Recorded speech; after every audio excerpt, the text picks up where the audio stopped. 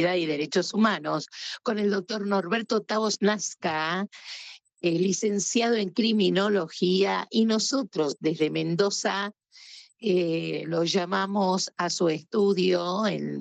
Como cada jueves nos atiende muy formalmente, así es que vamos a saludarlo al doctor Tavos Nazca.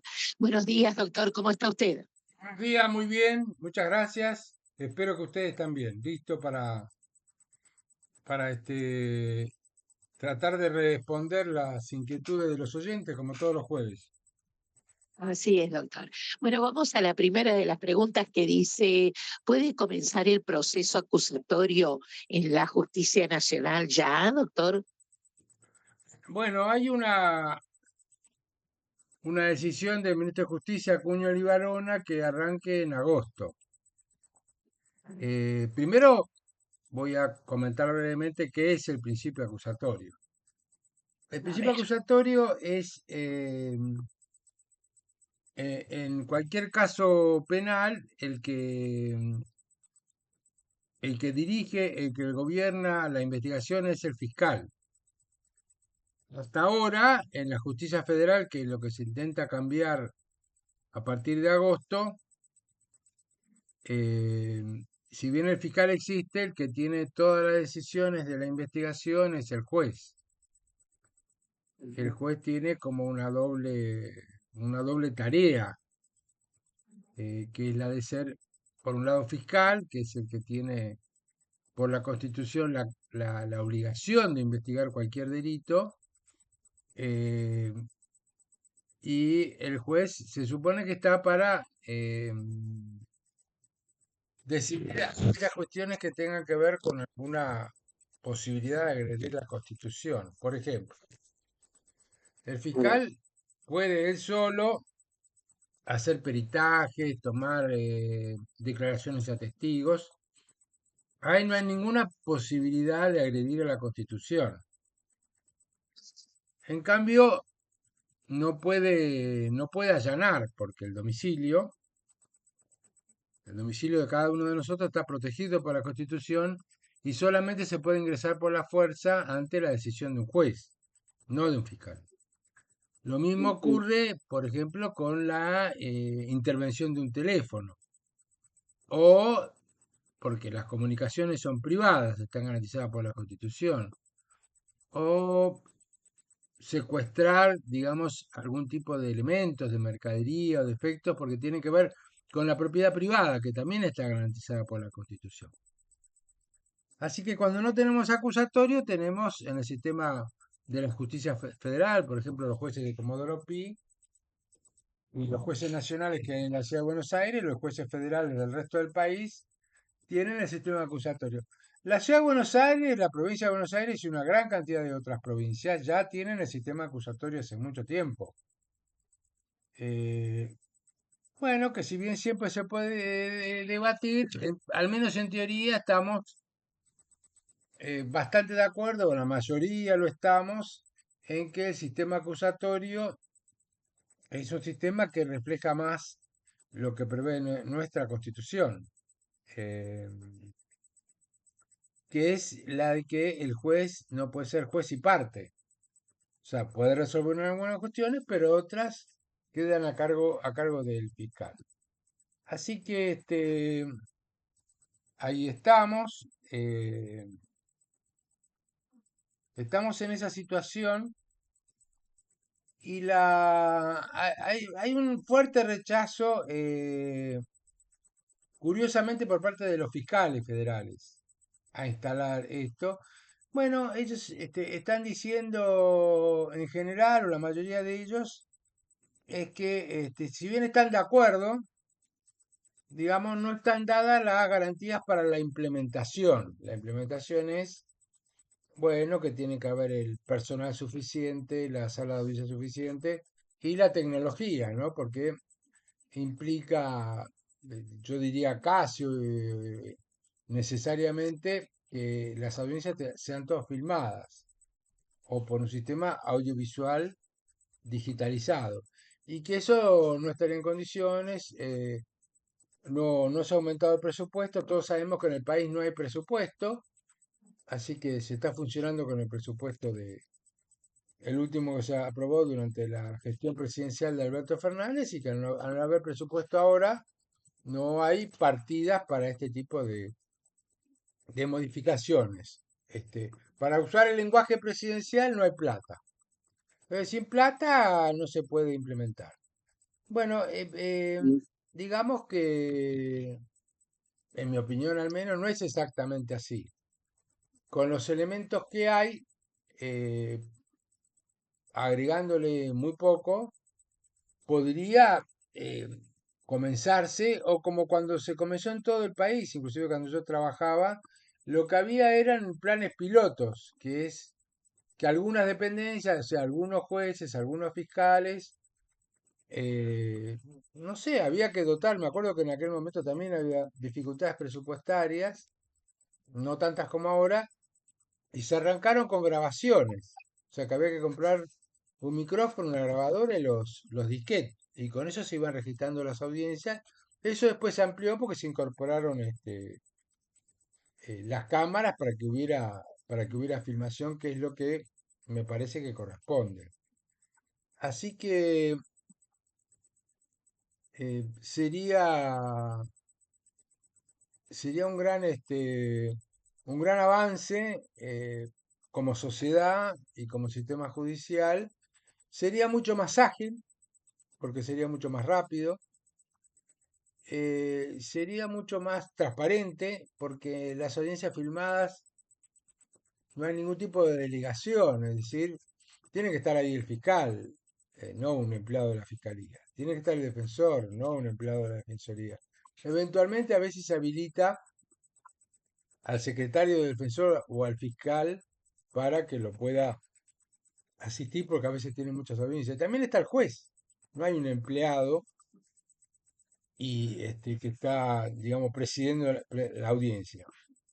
Y todo se resuelve de manera inmediata, salvo cuando alguna de las partes o el propio juez necesita reflexionar y se toma algún cuarto intermedio en alguna cuestión, digamos, puntual, no en todo, sino en algunas cuestiones en particular. Cuando tiene dudas, bueno, quiere reflexionar, consultar bibliografía, jurisprudencia, que son otros fallos. Así que, en resumen, o como conclusión, es que vamos a estar más ágiles, más transparentes, más veloces y vamos a poder prestar un servicio de justicia más acorde con lo que pide la sociedad. Y como en toda implementación, que es lo que se cuestiona ahora para que no arranque en agosto, bueno, quizá tenga que ser gradual, o sea, de a poco, hasta que haya recursos humanos más capacitados, o haya algunos que no estén capacitados que comiencen, o se vayan comprando lo que falte desde el punto de vista tecnológico y también de personal. Pero bueno, al ser todo filmado, inclusive el personal que se necesita tiene que estar más capacitado en en el manejo de la tecnología, ¿no es cierto? De los sistemas de audio, de Ujú, video, más en este tipo de gestión ujú. de audiencia. Así que eso es más o menos el escenario frente al sistema acusatorio, que como todo cambio en sectores como la justicia, que no le gustan mucho los cambios, eh, es esperable que sean resistidos. Así es. Bueno, y la segunda pregunta que le hago, doctor, es, ¿comienzan a detener periodistas en la región, doctor? Bueno, qué buena pregunta, ¿no? Al menos lo que se está escuchando últimamente es que ha comenzado la detención de periodistas en El Salvador, ¿no? El modelo Bukele de sistema punitivo, o sea, grandes cárceles, muchos detenidos. Este, entre paréntesis, en El Salvador solamente en 3 meses hubo que liberar a 8.000 presos porque eran inocentes.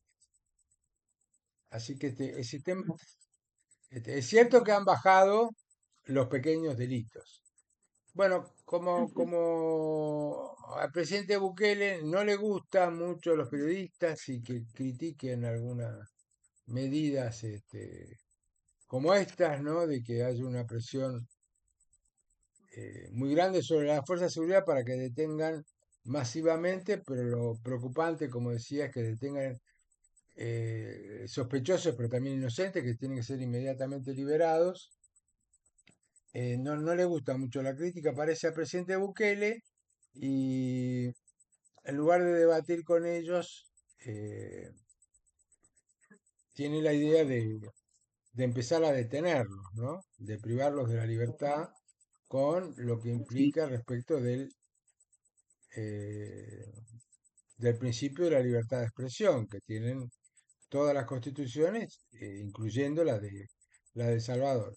Pero esto es un poco la tónica, no de las detenciones, pero este tipo de gobiernos autoritarios y represivos es más o menos la línea que estamos viviendo en algunos presidentes y líderes políticos del mundo y de América en particular, como Bolsonaro, Milei, Trump, tienen esta impronta no de tener periodistas todavía, pero sí de agredirlos. Nosotros estamos teniendo incipientemente, como hemos podido advertir, una gran cantidad de periodistas, fotógrafos o camarógrafos agredidos por las fuerzas de seguridad en el cumplimiento de su trabajo.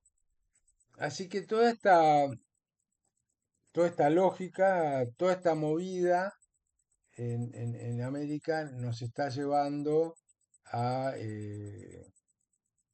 que de una manera u otra eh, se quiere amedrentar, lastimar y también encerrar aquellas personas que por su oficio transmiten lo que está pasando. Es decir, no es que opinan sobre lo que pasa, sacan fotos, hacen crónicas de lo que van viendo. Y bueno, esto le resulta inaceptable, digamos, a estos sectores, porque hay sectores que piensan que los medios masivos de comunicación deben reflejar aquellas noticias o aquellas imágenes que al poder de turno les guste, por decirlo de alguna manera. Así que, María Luisa, cuídese porque nunca se sabe. es verdad, doctor, nunca se sabe. Doctor, vamos a la tercera de las preguntas. ¿Hay novedades en la denuncia de Manés a Santiago Caputo, doctor? Bueno, a ver, para poner en contexto y refrescar brevemente, Sí, eh, sí, bueno, está vinculado también con esta, de alguna manera, con la pregunta con esta anterior, pregunta. ¿no? Todos Claro, recordamos claro. que cuando se abrieron las sesiones ordinarias del Parlamento, allá por el 1 de marzo, como nos tiene acostumbrado el presidente Milei, intercambió diálogos de alto voltaje violento en sus palabras y sus gestos con el diputado Manes, eh, Ujú. en pleno recinto y en plena cadena nacional. Pareciera que este intercambio picante, para llamarlo de alguna manera, entre el Sí, presidente y el diputado, no le gustó a Santiago Caputo, que como todos sabemos integra eh, lo que el presidente llamó el Triángulo de Hierro, que es donde se toman todas las decisiones fundamentales en este país, que lo integran el propio presidente, la hermana del presidente, sí, secretario general de la gobernación y el asesor Santiago Caputo. Bueno, Santiago Caputo, en esta lógica que mencionábamos anteriormente con el periodismo, parece que tampoco le gustan las opiniones de opositores y no tuvo la mejor idea que ir a buscar Santiago Caputo, al diputado Manes, y bueno, yo no sé porque no escuché exactamente qué le dijo. Lo cierto es que el diputado Manes se sintió amenazado.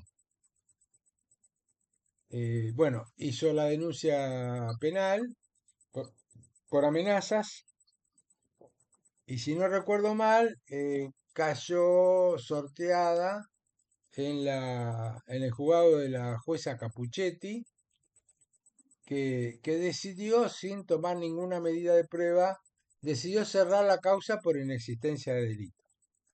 Porque planteó que, bueno, que las amenazas fueron en un escenario de disputa política o partidaria como es en el Parlamento y que ese tipo de escenarios excluyen la posibilidad de la existencia del delito. Y había pedido también el diputado Manes que se lo tenga como querellante. ¿Qué significa esto? Significa que alguien que es víctima puede hacer la denuncia. O sea, cualquier persona puede hacer la denuncia que conoce un delito.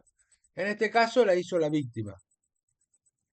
Eh, bueno, la víctima, si hace la denuncia, queda solamente vinculado a la investigación, al proceso penal, al juicio, como denunciante, que es con un testigo que tiene que decir la verdad. Eh, pero en la denuncia también pidió ser creyente, eso ya es otra cosa. ¿Qué es otra cosa? Bueno, que en este caso la jueza debió haberse pronunciado sobre si podía asumir ese rol. Y ese rol es que la ley al que es querellante le otorga casi las mismas o las mismas facultades que al fiscal, o sea que puede proponer medidas de prueba, si sobresee la causa la puede apelar, si se hace el juicio oral puede, igual que el fiscal, puede acusar, pedir sanción.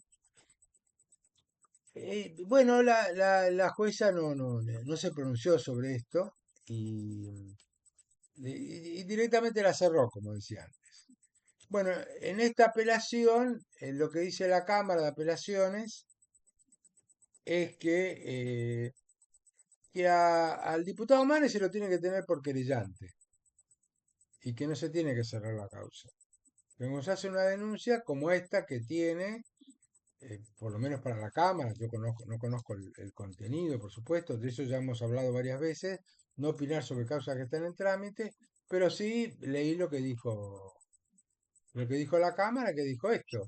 Es decir, bueno, todavía no se puede cerrar, así que tiene que reabrirla, tenerlo como querellante al diputado Manes y recordó a la Cámara que el diputado Manes en esa denuncia y al pretender ser querellante ofreció una serie de medidas de prueba que la Cámara entiende que la jueza tiene que realizar antes de decidir si cierra la causa o no cierra la causa. Así que bueno, que este tipo de actitud así intempestiva, violenta, que tienen algunos funcionarios del gobierno, en particular el presidente, que lo vemos todos los días así como enojado, ¿no es cierto?, con un lenguaje y un tono bastante agresivo, ha sufrido un golpe importante en el sentido de que, bueno, se va a tener que realizar una serie de investigaciones teniendo al diputado Manes ya como querellante, como la misma facultad que el fiscal. Así que eso es lo que ha pasado. Y también lo que ha pasado en el día de la fecha, que ya lo hemos tocado, eh, es que se ha rechazado lo que se llama el proyecto de ficha limpia.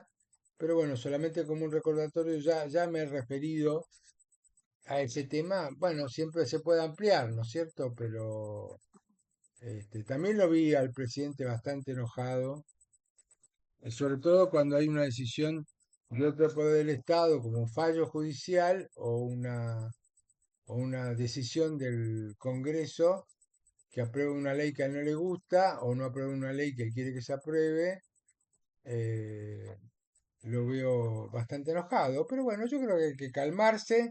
Así es la democracia. Para eso existe tres poderes, para que uno controle al otro. Y bueno, a veces todos los presidentes se enojan cuando hay una ley que no les gusta o un fallo que tampoco les gusta. Pero esa es la democracia, ¿no? Que esto tampoco quiere decir que los fallos que a los presidentes les gusta tenemos que estar no tenemos por qué estar todos de acuerdo, ¿no?